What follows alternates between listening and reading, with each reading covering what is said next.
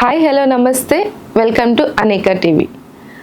ఆర్యాని ఈ పేరు పట్టుదల, క్రమశిక్షణ, అంతులేని అంకిత భావానికి మారుపేరుగా నిలుస్తుంది.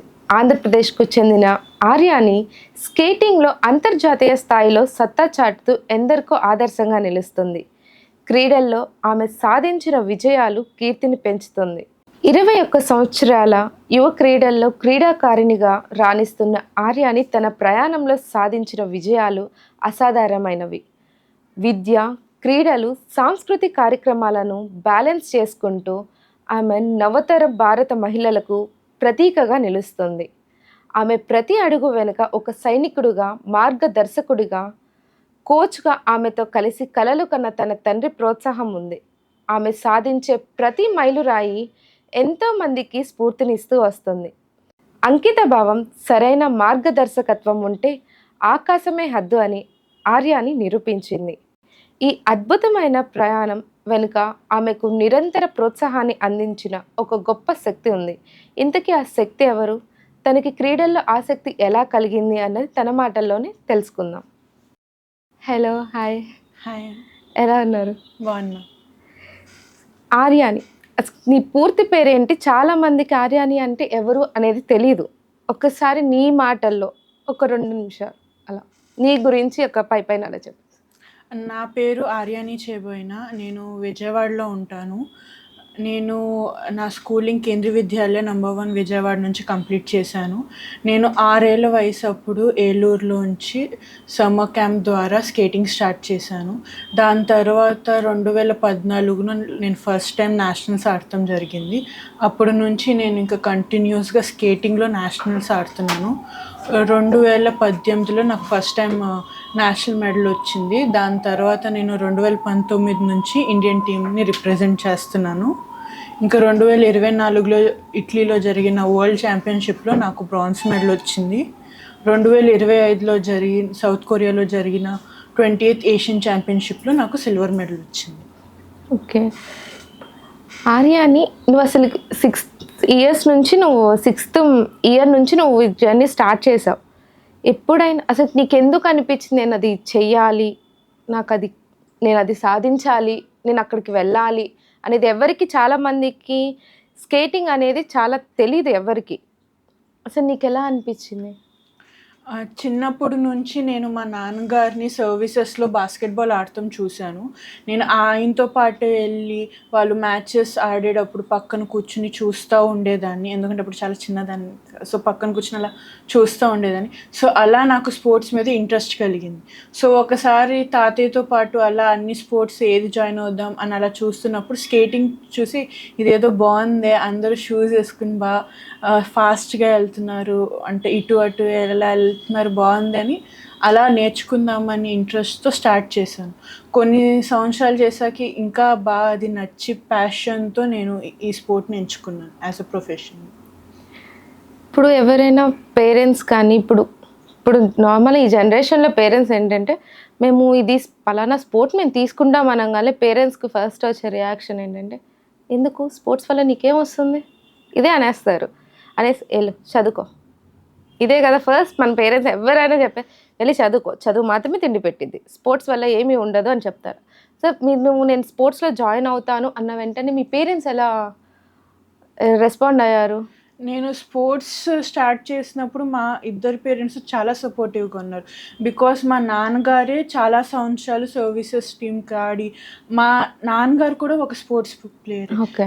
సో దానివల్ల ఏంటంటే నాకు మా పేరెంట్స్ ఇద్దరు తరపు నుంచి స్పోర్ట్స్కి చాలా సపోర్టివ్గా ఉన్నారు. నేను ఇది స్కేటింగ్ స్టార్ట్ చేస్తా, స్కేటింగ్ని యాజ్ అ స్పోర్ట్ కింద ఎంచుకుంటానన్నప్పుడు వాళ్ళు సపోర్ట్ చేశారు. దాని తర్వాత చాలా విషయాల్లో వాళ్ళే హెల్ప్ చేశారు కోచెస్ కన్నా. అంటే ప్రతిసారి కొత్త ఊరికి వెళ్ళేటప్పుడు మళ్ళీ కొత్త కోచ్ని ఎతికి మొత్తం మళ్ళీ నా అలైన్మెంట్, స్కేట్స్ అవన్నీ చూసి సరి చేసి ప్రతి స్టెప్లో వాళ్ళ హెల్ప్ వల్లే మొత్తం చేయగలిగాను. ఫస్ట్ ఇప్పుడు డాడీ ఏం చేస్తూ ఉంటారు? మా డాడీ ఇండియన్ ఎయిర్ ఫోర్స్ నుంచి రిటైర్ అయ్యి ఇప్పుడు బ్యాంక్లో వర్క్ చేస్తున్నారు. ఓకే, దానివల్ల స్పోర్ట్స్ ఆడేవాళ్ళు అనమాట డాడీ సర్వీసెస్ కోసం. ఓకే, ఇప్పుడు ఏదైతే ఉందో ఇప్పుడు స్పోర్ట్స్ ఆడుతున్నావు, నీకు ఎప్పుడైనా అనిపించిందా నేను అమ్మో ఇది చేయగలనా అలా, నేను వెళ్ళలేకపోతున్నాను అలా భయంతో ఏమన్నా? అలా అప్పుడప్పుడు అనిపిస్తుంది. అంటే ఇంకా మొత్తం అలసిపోయాం కానీ ఇంకా చేయాల్సింది ఉంది. ఈవెన్ ఒక్కోసారి అయితే మ్యాచ్ మధ్యలో కూడా మాకు అనిపిస్తుంది, అమ్మ అయిపోయింది మాకు ఓపిక కానీ ఇంకా మ్యాచ్ ఆడాలి. సో అలాంటప్పుడు మేము ఏం చేస్తామంటే మేము ఒక నిమిషం బ్రేక్ తీసుకుని మొత్తం రివైవ్, అప్పటిదాకా పడిన కష్టం అంతా ఒకసారి గుర్తు చేసుకుని అగైన్ స్టార్ట్. ఇప్పుడు నీ ఫస్ట్ కోచ్ ఎవరు? మా ఫస్ట్ కోచ్ కాసిం సార్. ఆయన ఎట్ ప్రెజెంట్ ఏలూరులో నేర్పుతారు. సార్ దగ్గరే ఫస్ట్ నేను స్కేట్స్ కట్టుకుని స్టార్ట్ చేశాను. అంటే ఆయనకి మీకు మధ్య అంటే బాండ్ ఎలా ఉండేది? అంటే స్కేటింగ్ కదా, ఇప్పుడు నీ సిక్స్త్ ఇయర్ అన్నప్పుడు నువ్వు చాలా చిన్న పిల్లవి, అది ఎలా ఆయన మేనేజ్ చేసేవారు? అంటే నేను కాసిం సార్ దగ్గర జాయిన్ అయినప్పుడు నేనే కాదు చాలామంది చిన్నపిల్లలు ఉండేవాళ్ళు. మేము సమ్మర్ క్యాంప్కి అక్కడ జాయిన్ అయ్యాం. తర్వాత చాలా సంవత్సరాలు నేను సార్ దగ్గరే నేర్చుకుని ఈవెన్ ఆంధ్రాకి వచ్చిన కొత్తలో కూడా నేను ఏలూరు నుంచి తరపునే ఆడి ఇంటర్నేషనల్స్ కూడా వెళ్ళాను. ఇంకా ఇప్పటికి కూడా నేను సార్తో టచ్లో ఉండి ఏదైనా డౌట్ వస్తే సార్ ఇక్కడ కొంచెం స్ట్రక్ అయ్యానంటే సారే హెల్ప్ చేస్తారు. మీ ఫాదర్కి మీకు బాండింగ్ ఎలా ఉండేది? మా ఫాదర్కి నాకు బాండింగ్ చాలా బాగుంది. బికాజ్ ఎట్ ప్రెజెంట్ మా కోచ్ కూడా మా ఫాదరే. నా ఎక్విప్మెంట్కి సంబంధించి కానీ లేకపోతే నా ఫిట్నెస్కి సంబంధించి కానీ మొత్తం ఎట్ ప్రెజెంట్ చూసుకునేది మా ఫాదరే. సో అంటే డాడీ సపోర్ట్ లేకపోతే నువ్వు ఇప్పుడు ఏ స్థాయిలో ఉండేవాళ్ళు? అంటే డాడీ ఇప్పుడు లేదు కాదు అంటుంటే జస్ట్ ఇమాజిన్. మేబీ స్టేట్ దాకా ఆడేదాన్నేమో స్పోర్ట్స్లో నేను కంటిన్యూ అవుతున్నానంటే దానికి మెయిన్ రీజన్ మా పేరెంట్స్. వాళ్ళ సపోర్ట్ వల్లే నేను నేషనల్స్ ఆడాను. వాళ్ళ సపోర్ట్ వల్లే నేను ఇప్పుడు ఇంటర్నేషనల్స్ ఆడి మెడల్స్ తేగలుగుతున్నాను. ఇప్పుడు ఇన్ని మెడల్స్ నీకు వచ్చాయి కదా, ఇప్పుడు ఇన్ని మెడల్స్లో నీకు బెస్ట్ అనిపించింది ఏముంది? ఇన్ని మెడల్స్లో అమ్మ నేను ఇది చేయలేను అనుకున్నాను కానీ నేను సాధించేశాను. 2024లో జరిగిన వరల్డ్ ఛాంపియన్షిప్లో మేము అసలు ఎవరం అనుకోలేదు మేము సెమీస్కి వెళ్తామని. బికాజ్ అప్పుడు మాకు పడిన pool one of the toughest teams మా పూల్లో ఉన్నారు. సో అప్పుడు అలా ఉన్నప్పుడు వీళ్ళతో ఆడి గెలిచి మేము అలా సెమీస్ ఓడిపోయాక ఇంకా అందరికీ లైక్ అందరం ఎలాంటి స్టేట్లో ఉన్నామంటే ఇక్కడ దాకా వచ్చాం, మ్యాచ్ ఆడగలుగుతామా, గెలవగలుగుతామా ఏంటి. సో తర్వాత కొంచెం అందరం మాట్లాడుకుని ద బెస్ట్ ఆడిన మ్యాచ్ అయితే world championship bronze fight match. ఇంకా ఆ మ్యాచ్ మేము గెలిచాము. తర్వాత ఇంకా that's the best match I have played. Congratulations for that. And leadership qualities అందరిలోనే ఉంటాయి, బట్ ఆ టైంలో మీరు ఎలాంటి నిర్ణయం తీసుకున్నారు దాన్ని ముందుకు నడిపించడానికి? ఎట్ ప్రెజెంట్ ఉన్న ఇండియన్ టీంలో నేను సీనియర్ మోస్ట్ ప్లేయర్ని. సో అలాంటి టైంలో అప్పుడు ఉన్న లైక్ ఆ కొంత మ్యాచ్కి ముందు టైంలో అనిపించింది సీనియర్ ప్లేయర్ కదా ఎలాగో టీంని లో ఇది. సో మేము అప్పుడు కూర్చుని లైక్ మేమిద్దరము కోచెస్ అందరం కూర్చుని స్ట్రాటజీస్ మొత్తం అప్పటికప్పుడు మార్చి ఇక్కడ ఈ స్ట్రాటజీ కాదు ఇలా ఇది కొంచెం ఇలా మార్చుదాం అని అలా కొంచెం స్ట్రాటజీస్లో కొంచెం మార్పు చేసి వాళ్ళ టీమ్మేట్స్తో అందరితో మాట్లాడి చేంజ్ చేసి అది కొంచెం నా తరపున సపోర్ట్ టీమ్కి. ఇందాక టఫ్ అన్నావు కదా, టఫ్ టీమ్స్తో నేను ఆడాను అన్నావు కదా, ఏ టీమ్స్తో నువ్వు ఆడావు? నేను అయితే యుఎస్కి అగేన్స్ట్గా ఆడాను, ఆస్ట్రేలియా, చైనా, జపాన్, స్పెయిన్ ఈ అన్నిటికి అగేన్స్ట్గా ఆడాను. కానీ నాకు టఫ్ అనిపించింది మాత్రం యుఎస్ ఇంకా ఆస్ట్రేలియా టీమ్స్. ఎందుకంటే ఈ రెండు టీమ్స్ అరౌండ్ లాస్ట్ 10 years నుంచి వాళ్ళు ఫైనల్స్ ఆడుతున్నారు వరల్డ్ ఛాంపియన్షిప్స్లో. సో అంత ఎక్స్పీరియన్స్డ్ టీంతో అంత పాత టీంతో ఆడేసరికి సో అది మాకు టఫ్గా అనిపించేది. ఎందుకంటే మాది కొత్త టీం, డర్బీ ఇండియాలో స్టార్ట్ అయింది 2018 నుంచి. వాళ్ళు ఎప్పటి నుంచో అరౌండ్ 50 సంవత్సరాల ముందు నుంచి ఆడుతున్నారు ఈ గేమ్. సో కొత్త టీం చాలా పాత టీంతో ఆడేసరికి మాకు కొంచెం కష్టంగా అనిపించింది. బట్ యూ ఫైనల్లీ గెయిన్ కదా, నువ్వు గెలిచేశారు కదా దాంట్లో. ఇప్పుడు మెడల్, నీకు ఫస్ట్ మెడల్ ఎప్పుడు వచ్చింది? నేనైతే నేషనల్స్ 2014 నుంచి ఆడుతున్నాను, కానీ నేను స్కేటింగ్ స్టార్ట్ చేసిన 8 సంవత్సరాల తర్వాత నాకు నా ఫస్ట్ మెడల్ 2018లో వచ్చింది. విరార్లో 2018 విశాఖపట్నంలో జరిగిన నేషనల్స్లో. అదే నువ్వైతే చాలా సింపుల్గా చెప్పేసేసావు, 8 years తర్వాత నేను గెలిచేసేసాను. అంత సింపుల్గా వచ్చేసిందా? లేదు, ఆ 8 సంవత్సరాలు రోజు పొద్దున్నే 4:30కి లేచి స్కేటింగ్ క్లాస్కి వెళ్ళి, మళ్ళీ వచ్చి స్కూల్కి వెళ్ళి, మళ్ళీ స్కూల్ నుంచి రాగానే మళ్ళీ స్కేటింగ్ క్లాస్కి వెళ్ళి, సో ఇంకా రోజుకి అట్లీస్ట్ 6 గంటలు 8 గంటల దాకా మేము స్కేటింగ్లో ప్రాక్టీస్ చేస్తూ ఉండేవాళ్ళం. ఆఫ్ సీజన్ ఎక్సర్సైజెస్, సీజన్లో ఉన్నప్పుడు షెడ్యూల్ మార్చి ఎక్సర్సైజ్. సో 8 సంవత్సరాలు కంటిన్యూస్గా హార్డ్ వర్క్ చేస్తూ పేషెన్స్తో చేసి అప్పుడు మెడల్ వచ్చింది 2018. నువ్వు స్టడీస్ని స్కేటింగ్ని ఎలా బ్యాలెన్స్ చేస్తూ వచ్చావు? చాలా మందికి అది తెలియక మధ్యలో గివప్ ఇచ్చేస్తూ ఉంటారు కదా, నువ్వు రెండింటిని ఎలా బ్యాలెన్స్ చేస్తూ వచ్చావు? మాకు స్కేటింగ్లో క్యాంప్స్ జరుగుతాయి, స్కేటింగ్లోనే కాదు చాలా స్పోర్ట్స్లో క్యాంప్స్ జరుగుతాయి. సో మేము క్యాంప్కి ఏదైనా 1 కానీ 2 సబ్జెక్ట్స్ బుక్స్ తీసుకుని వెళ్ళిపోయేవాళ్ళం. సో అక్కడ మాకు ఫ్రీ టైం దొరికేది కొంచెం.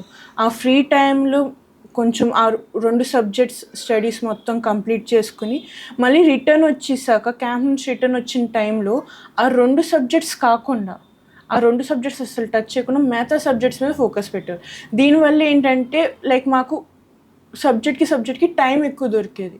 సో ఇంక మొత్తం అవన్నీ సిలబస్ కంప్లీషన్ అవన్నీ హెల్ప్ చేస్తానికి టీచర్స్ కూడా హెల్ప్ చేసేవాళ్ళు. స్కూల్ అవర్స్ తర్వాత ఇవి చదువుకోండి, దీనికి ఇలా.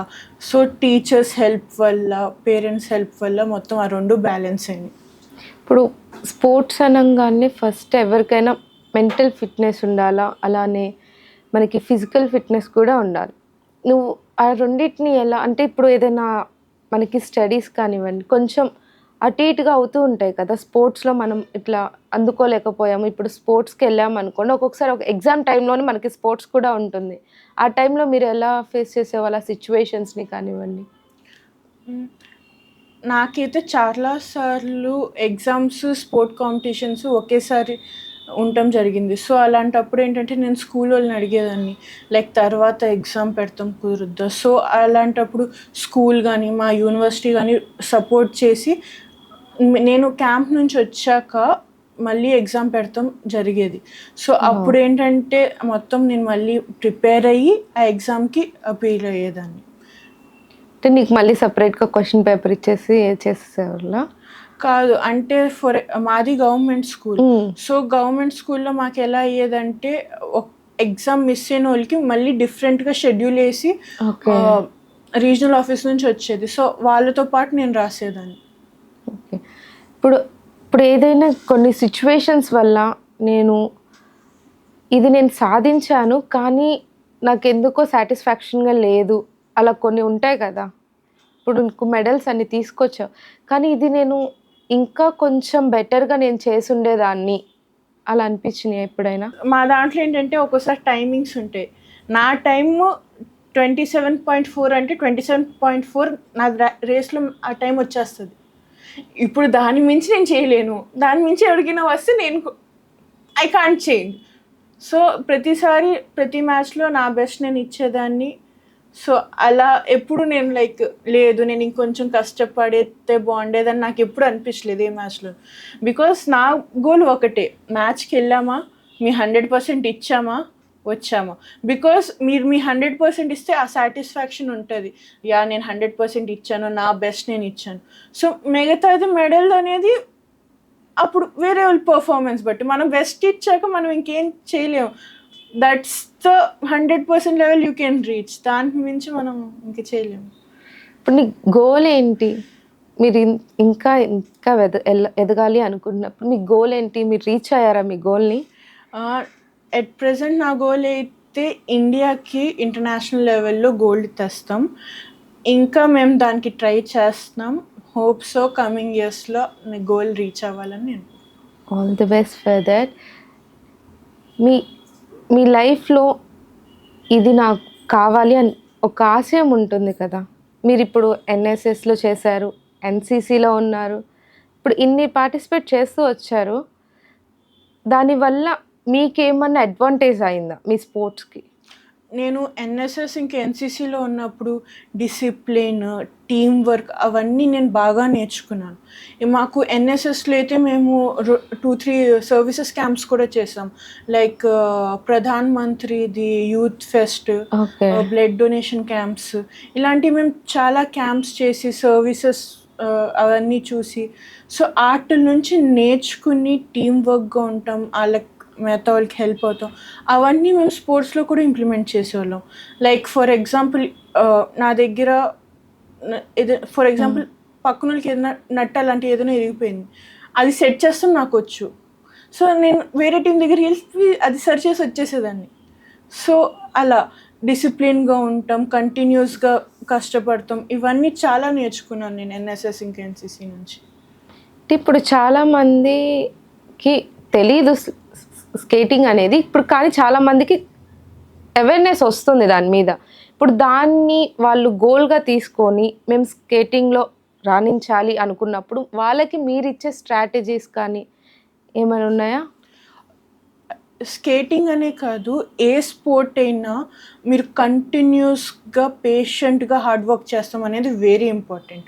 ఎందుకంటే ఇక్కడ చాలామంది ఏమనుకుంటారంటే నేను జాయిన్ అయ్యానా 2 సంవత్సరాల్లో నాకు మెడల్ వచ్చేయాలి, లేకపోతే ఇంత కష్టపడుతున్నానో నాకు ఈ రిజల్ట్ కావాలి.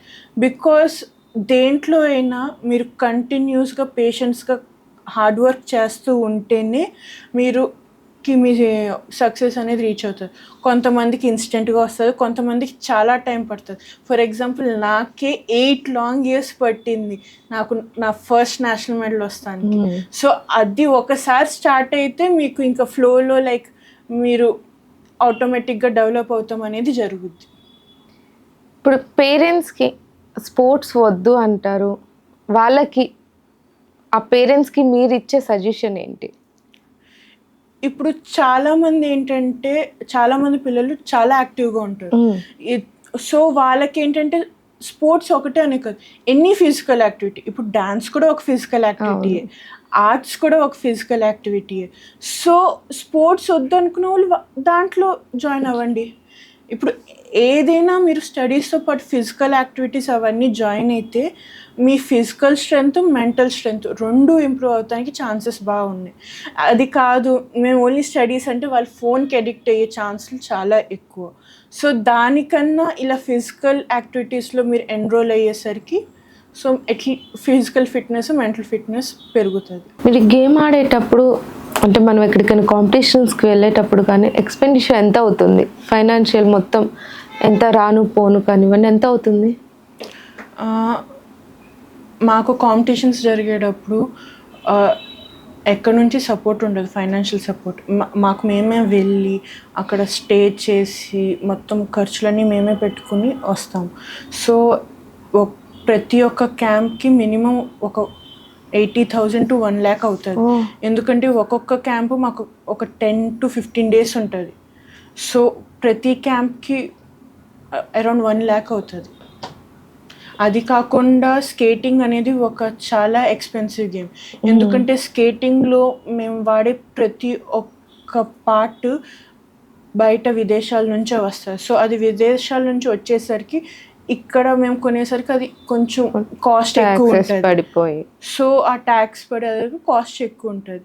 సో మళ్ళీ అవి తీసుకుని అవి దానికి లైక్ స్కేట్స్కి, బూట్స్కి బాగా అలవాటు పడి ఛాంపియన్షిప్స్కి వెళ్ళి, ఎందుకంటే ఇప్పుడు మేము నేషనల్స్ వరకు అయితే ఓకే, మేము ఇంటర్నేషనల్స్ ఆడాలంటే ఇండియన్ టీమ్ క్యాంప్స్ 3 నుంచి 5 క్యాంప్స్ దాకా ఉంటాయి. ఒక్కొక్క క్యాంపు ఒక 15 రోజుల దాకా ఉంటుంది. సో ఆ 15 రోజులు మేము వేరే సిటీకి వెళ్ళి అక్కడ ఉండి ట్రైన్ అయ్యి మాకు కావాల్సిన లైక్ సప్లిమెంట్స్ తీసుకుని ప్రాక్టీస్ చేసి వచ్చేసరికి ప్రతి క్యాంప్కి ఒక 1 lakh మినిమం అవుతుంది. ఇప్పుడు అది కాకుండా ఈవెన్ మేము ఇంటర్నేషనల్స్కి వెళ్ళేటప్పుడు కూడా మేమే పెట్టుకుంటాం. లైక్ ఫ్లైట్ టికెట్స్ కానీ, అబ్రాడ్లో స్టే కానీ, మళ్ళీ రిటర్న్ టికెట్స్ కానీ, వీసాకి కానీ అన్నిటికి మేమే పెట్టుకుంటాం. గవర్నమెంట్ కానీ ప్రైవేట్ ఆర్గనైజేషన్స్ కానీ దీనికి ఎలాంటి సపోర్ట్ ఇవ్వదా? అంటే నేను నేషనల్స్ ఆడేంత వరకు అయితే ఏ ఆర్గనైజేషన్ సపోర్ట్ ఇవ్వలేదు. 2019 నుంచి ఇంటర్నేషనల్స్ ఆడుతున్నాను. 2024లో నేను ఇటలీకి వెళ్ళేటప్పుడు మాకు బాగా ఫైనాన్షియల్ అసిస్టెన్స్ కావాల్సింది వచ్చింది. సో అప్పుడు అడిగితే ఎక్స్ సర్వీస్ మ్యాన్ వాళ్ళు అందరూ మనీ కాంట్రిబ్యూట్ చేసి, సో అప్పుడు నేను 2024లో ఇటలీకి వెళ్ళాను. 2025లో మాత్రం కెనరా బ్యాంక్ ఫైనాన్షియల్ అసిస్టెన్స్ ఇచ్చింది. 2025 అంటే రీసెంట్గా ఇచ్చింది. ఇప్పుడు మనకి ఇంటర్నేషనల్ కానీ నేషనల్ కానీ మనం వేరే ప్లేసెస్కి వెళ్తాం కాంపిటీషన్ కోసం అని చెప్పేసి. అక్కడ డిఫరెంట్ టైప్స్ ఆఫ్ పీపుల్స్ ఉంటారు, డిఫరెంట్ కల్చర్స్ ఉంటాయి, డిఫరెంట్ స్టైల్స్ ఉంటాయి. వాటన్నిటిని నువ్వు ఎలా బ్యాలెన్స్ చేసావు? అంటే వాళ్ళది ఒక టైప్ ఉంటుంది కదా, వాళ్ళందరినీ నువ్వు ఓవర్కమ్ చేసి నువ్వు ఎలా ముందుకు వచ్చావు? అంటే మేము ఇంటర్నేషనల్స్కి వెళ్ళిన ప్రతిసారి మేము అందరితో లైక్ మింగిల్ అవుతాం ట్రై చేస్తాం. ఎందుకంటే మేము ప్రతిసారి మ్యాచ్ ఆడే ముందు వాళ్ళతో కలుస్తాం, మాట్లాడతాం. ఒక్కోసారి అయితే ఆ టీమ్స్ వాళ్ళు మా మ్యాచ్ చూసి ఇక్కడ మీరు ఈ తప్పు చేశారు, ఇది కరెక్ట్ చేసుకుంటానికి ట్రై చేయండి, అలా మేము వేరే టీమ్స్కి చెప్తాం, వేరే టీమ్స్ మాకు చెప్తాం. సో అక్కడ ఏంటంటే మేము నాలెడ్జ్ ఎక్స్చేంజ్ చేసుకుంటాం, ఒక్కోసారి కల్చర్స్ ఎక్స్చేంజ్ చేసుకుంటాం. ఒక్కోసారి అయితే మేము ఇక్కడ నుంచి ఏదైనా లైక్ ఇండియన్ నుంచి ఏదైనా చిన్న చిన్న గిఫ్ట్స్ తీసుకుని వెళ్ళి మేము అక్కడ ఇస్తాం, వాళ్ళు మాకు చిన్న చిన్న గిఫ్ట్స్ ఇస్తాం. సో మేము అలా gifts exchange, knowledge exchange, contacts కూడా తీసుకుని ఒక్కోసారి అలా ఫ్రెండ్స్ అయ్యి మాట్లాడుకుంటూ, ఈవెన్ గేమ్ గురించి కూడా మాట్లాడుకుని ఇక్కడ ఇది తప్పు అవుతుంది, ఇది ఇలా ఇంప్రూవ్ చేయాలి అని తెలుసుకుంటూ ఉంటాం. ఓకే, మీరు గవర్నమెంట్కి ఈ గేమ్ గురించి గవర్నమెంట్కి ఏమన్నా చెప్పాలనుకుంటున్నారు? Any suggestions? లేదు, రోలర్ డర్బీ అనేది ఇంకా ఖేలో ఇండియాలో లేదు. సో ఈ గేమ్ ఖేలో ఇండియాలో కూడా యాడ్ అయితే మాకు చాలా మంచి ఎక్స్పోజర్ దొరుకుద్ది. చాలామందికి రోలర్ డర్బీ అని ఒక గేమ్ ఉందని తెలిసి చాలామంది ఇంకా దీనికి ఎన్రోల్ అవుతాం ఉంటుంది. సో ఈ గేమ్ ఇంకా ఎక్స్పాండ్ అవ్వాలి అని అనుకుంటున్నాను. ఇప్పుడు గవర్నమెంట్ నుంచి మీకు ఏమైనా సపోర్ట్ అందిందా ఈ స్పోర్ట్స్ కోసం? అంటే సౌత్ కొరియా నుంచి వెళ్ళొచ్చాక నేను గవర్నమెంట్కి లెటర్ పెడతాం జరిగింది. అది ఇంకా ప్రాసెస్లోనే ఉంది. అది లెటర్ ఇంకా ఫార్వర్డ్ అయితే ఫ్యూచర్లో నాకు ఇన్సెంటివ్స్ వస్తాయి. మీకు అది త్వరలో రావాలని కోరుకుంటున్నాను. మీ అనుభవాలను మాతో పంచుకున్నందుకు చాలా థ్యాంక్ యూ అనేక టీవీ నాకు ఈ ఆపర్చునిటీ ఇచ్చినందుకు చాలా చాలా థ్యాంక్స్.